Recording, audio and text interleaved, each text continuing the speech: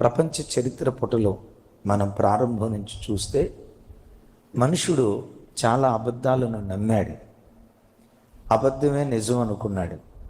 కానీ కాలగమనంలో అది అబద్ధం అని తెలిసి అబద్ధం కొట్టివేయబడింది, సత్యమే నిలిచింది. ఎప్పటికీ అన్నటికీ సత్యమేవ జయితే. మన భారతదేశంలో విస్తరించిన ఒక భయంకరమైన అబద్ధం ఏంటో తెలుసా? యేసుక్రీస్తు అని అనటంతో అనే మాట, ఆయన అమెరికా దేవుడండే, తెల్లోళ్ళ దేవుడండే, మనకు దేవుళ్ళు తక్కువయ్యా, తెల్లోళ్ళ దేవుడిని దిగుమతి చేసుకుంది. మిమ్మల్ని అడుగుతా, ఈ బైబిల్లో ఎక్కడైనా యేసు ప్రభు తెల్లోళ్ళ దేవుడు అని ఎక్కడైనా రాసిందా? అమెరికా దేవుడు అని ఎక్కడైనా రాసిందా?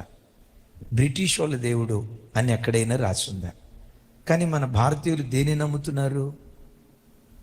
యేసు ప్రభు అంటంతో తెల్లోళ్ళ దేవుడు, అమెరికా దేవుడు. నిజమే, నిజం చెప్పులు దొడుక్కునే లోపు అబద్ధం ప్రపంచం అంతా తిరుగుతుంది. కాదురా నాయన, యేసు ప్రభువే గనక తెల్లోళ్ళ దేవుడు అయి ఉంటే, యేసు ప్రభువే గనక అమెరికా దేవుడు అయి ఉంటే మేమెందుకు నమ్ముకుంటాం? ఆ తెల్లోళ్ళ దేవుడు మనకెందుకు?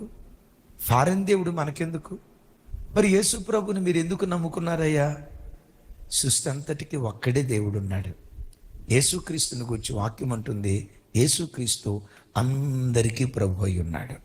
అందుకని ప్రభు సత్శరీరునిగా ఈ లోకంలో ఉన్న దినాల్లో ఇలా పిలిచారు, ప్రయాసపడి భారం వహించున్న సమస్త జనులారా నా యొద్దకు రండి, నేను మీకు విశ్రాంతిని కలుగు చేస్తా.